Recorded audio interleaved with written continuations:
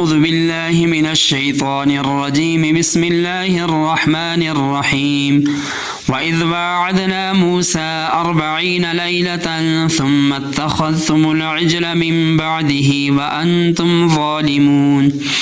ثم عفونا عنكم من بعد ذلك لعلكم تشكرون وإذ آتينا موسى الكتاب والفرقان لعلكم تهتدون وإذ اور جب وعدنا ہم نے وعدہ کیا موسیٰ علیہ السلام 40 لیلتاً رات ثم پھر اتخذتم تم نے بنا لیا العجل بچھڑا من بعدہ ان کے بعد وانتم اور تم ظالمون ظالم ثم پھر عفونا ہم نے معاف کر دیا عنکم تم سے من بعد اس کے بعد ذالک یہ لعلکم تاکہ تم تشکرون احسان مانو وَإِذْ اور جب آتینا ہم نے دی موسیٰ الکتاب کتاب والفرقان اور جدا جدا کرنے والے احکام لعلکم تاکہ تم تہتدون ہدایت پاؤ وَإِذْ وَعَدْنَا مُوسَىٰ 40 لَيْلَةً اور اس وقت کو یاد کرو جب وعدہ کیا ہم نے موسیٰ علیہ السلام سے 40 رات کا ثم اتخذتم العجل من بعدہ وانتم ظالمون پھر تم لوگوں نے ان کے بعد بچھڑے کو معبود بنا لیا وانتم ظالمون اور تم ظلم کرنے والے تھے ثم عفونا عنکم من بعد ذلک پھر ہم نے اس کے بعد تم سے درگزر کر دیا لعلکم تشکرون تاکہ تم شکر ادا کرو وَإِذْ آتَيْنَا مُوسَى الْكِتَابَ وَالْفُرْقَانَ اور جب ہم نے موسیٰ علیہ السلام کو کتاب اور فیصلہ کرنے والی چیز دے دی لعلکم تہتدون تاکہ تم ہدایت پاؤ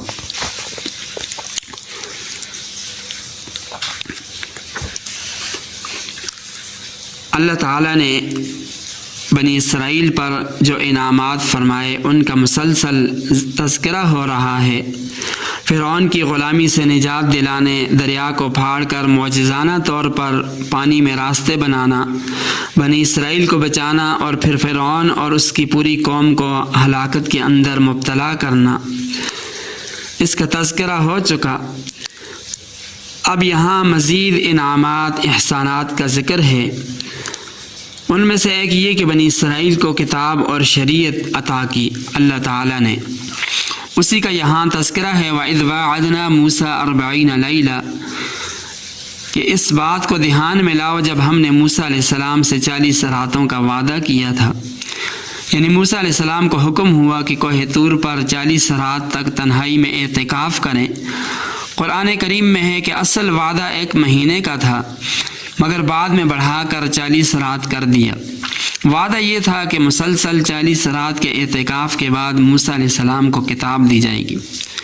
اور یہ اس وقت کا واقعہ ہے جب بنی اسرائیل فرعون کی غلامی سے نجات حاصل کر چکے تھے اب وہ آزاد ہو چکے تھے غلامی کی زنجیریں ٹوٹ چکی تھیں لہٰذا ان کے پاس اپنا قانون ہونا چاہیے بنی اسرائیل کو اس بات کا احساس ہوا کہ جس سے وہ رہنمائی حاصل کریں اور اس کے مطابق وہ زندگی گزاریں چنانچہ قوم کی خواہش پر موسیٰ علیہ السلام نے اللہ رب العزت کی بارگاہ میں عرض کی کہ ہمیں کوئی قانون عطا کیا جائے اس کے جواب میں اللہ تعالیٰ نے فرمایا کہ کوہ طور پر آ کر 40 دن کا اعتکاف کریں تو تمہیں کتاب دی جائے گی جو تمہارے لیے مکمل قانون ہوگی یہاں 40 دن کا تذکرہ ہوا یہ جو 40 کا عدد ہے یہ بھی ایک خاص اثر رکھتا ہے حدیث پاک میں آتا ہے کہ جس نے 40 دن تک اللہ تعالیٰ کے لیے اخلاص کیا حکمت اس کے دل سے نکل کر اس کی زبان پر ظاہر ہو جائے گی حکمت دانشوری کو کہا جاتا ہے اور یہ بہت گہری بات ہوتی ہے اسی طرح پیدائش کے سلسلے میں بھی آتا ہے کہ جب حمل قرار پائے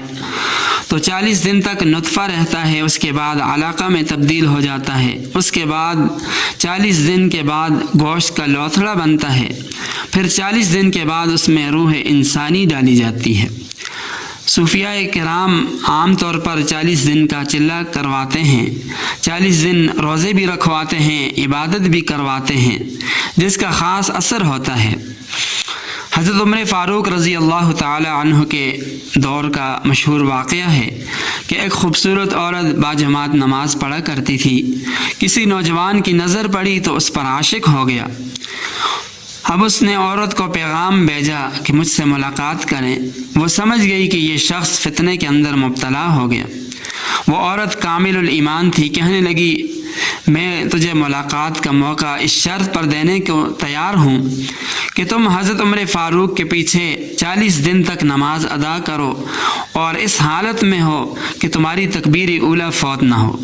اس شخص نے اسے نہایت آسان سمجھتے ہوئے نماز با جماعت کا اہتمام شروع کر دیا۔ ابھی چند دن ہی گزرے تھے کہ اس کے اندر تبدیلی آنا شروع ہو گئی۔ جب 40 دن مکمل ہو گئے تو اس شخص کی کایا ہی پلٹ چکی تھی۔ اب اس عورت نے پیغام بھیجا کہ تمہاری شرط پوری ہو چکی ہے، تم اگر ملاقات کر سکتے ہو تو آ کر ملاقات کر لو۔ تو اس نوجوان نے جواب دیا کہ اب میری ملاقات اللہ تعالیٰ سے ہو چکی ہے، تمہاری ملاقات کی ضرورت نہیں۔ تو 40 دن کے چلے کا اس نوجوان پر یہ اثر ہوا، اور بالخصوص نماز کا یہ اثر ہوتا ہے جس کے بارے میں فرمایا ان الصلاۃ تنہی عن الفحشاء والمنکر، کہ نماز کی وجہ سے انسان سے بے حیائی اور برے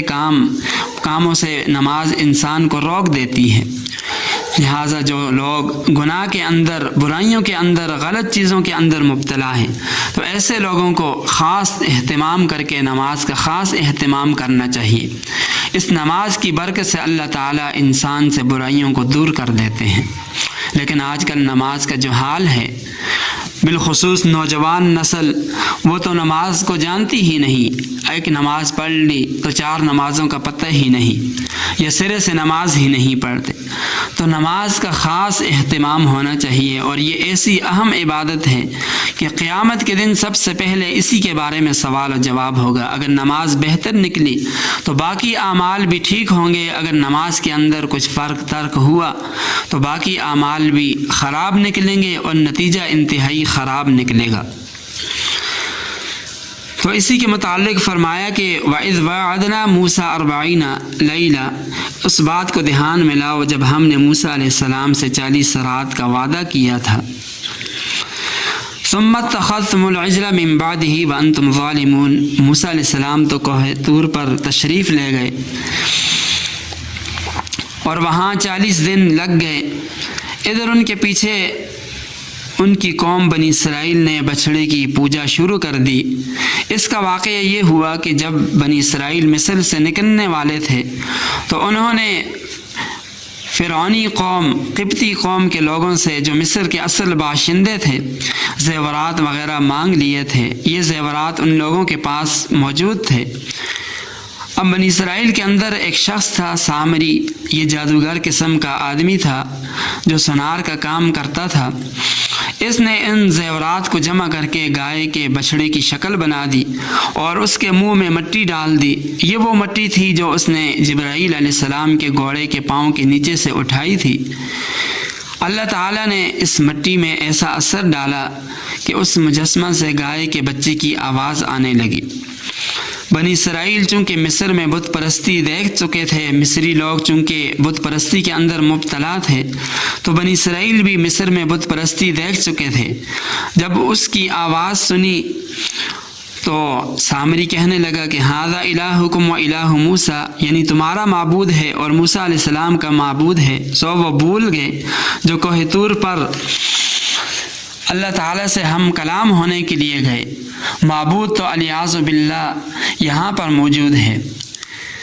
تو جب وہ اس بچھڑے کی پوجا کرنے لگے تو حضرت ہارون علیہ السلام، جو حضرت موسیٰ علیہ السلام کے نائب تھے، پیچھے قوم کی رہنمائی کے لیے تھے، تو انہوں نے بنی اسرائیل کو بڑا سمجھایا، بتایا کہ تم فتنے میں پڑ گئے، تمہارا رب رحمان ہے، میرا اتباع کرو، میری اطاعت کرو۔ اس پر بنی اسرائیل نے کہا کہ ہم برابر اس بچھڑے کی آگے جھکتے رہیں گے یہاں تک کہ موسیٰ علیہ السلام واپس آ جائیں۔ جب موسیٰ علیہ السلام تورات کی تختیاں لے کر واپس تشریف لائے تو انہوں نے یہ ماجرا دیکھا، بڑا غصہ ہوئے اور پوری صورتحال معلوم فرمائی۔ پتہ چلا کہ سامری نے یہ حرکت کی ہے۔ اب موسیٰ علیہ السلام نے اس سے سوال و جواب کیا۔ پھر موسیٰ علیہ السلام نے سامری کو بد دعا دی اور فرمایا فَاذْهَبْ فَإِنَّ لَكَ فِي الْحَيَاةِ أَن تَقُولَ لَا مِسَاسَ، فرمایا جا تیرے لیے زندگی بھر یہ بات طے کر دی گئی ہے کہ تو جسے دیکھے گا اس سے کہے گا کہ مجھے نہ چھونا۔ لہٰذا وہ حیران پریشان جنگل میں پھرتا رہا۔ جب وہ کسی کو چھو لیتا تھا یا کوئی شخص اس کو چھو لیتا تو دونوں کو بخار چڑھ جاتا۔ پھر موسیٰ علیہ السلام نے اس بچھڑے کو جلا دیا اور اس کو راکھ بنا کر سمندر میں بہا دیا۔ آگے فرمایا وَإِذْ آتَيْنَا مُوسَى الْكِتَابَ وَالْفُرْقَانَ لَعَلَّكُمْ تَهْتَدُونَ، کہ جب ہم نے موسیٰ علیہ السلام کو کتاب اور فیصلہ کرنے والی چیز دے دی تاکہ تم ہدایت پاؤ۔ اس آیت میں تورات شریف عطا فرمانے کا ذکر ہے، یعنی بنی اسرائیل پر جو اللہ تعالیٰ نے بڑے بڑے انعامات احسانات کیے ان میں سے ایک یہ بھی ہے کہ ان کو ایک جامع کتاب دی گئی جو احکامات پر مشتمل تھی۔ حضرات مفسرین فرماتے ہیں کہ الفرقان سے حضرت موسیٰ علیہ السلام کے معجزات مراد ہیں، یعنی اللہ تعالیٰ نے ان کو تورات جیسی مقدس کتاب بھی عطا کی اور معجزات بھی دیے جو ان کے دعوی نبوت اور رسالت کو ثابت کرنے کے لیے تھے۔ جو انعامات موسیٰ علیہ السلام پر ہوئے وہ سب بنی اسرائیل پر بھی ہوئے، کیونکہ بنی اسرائیل ان کی امت میں سے تھے اور خود موسیٰ علیہ السلام بھی بنی اسرائیل میں سے تھے۔ تو بنی اسرائیل نے اللہ تعالیٰ کی ساری نعمتوں کی ناقدری کی، بجائے شکر ادا کرنے کے ناشکرے ثابت ہوئے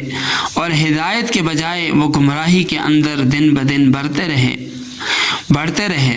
اسی وجہ سے وہ لوگ ہلاک ہوئے۔ اللہ تعالیٰ سے دعا ہے کہ اللہ تعالیٰ ہم سب کو عمل کرنے کی توفیق عطا فرمائے۔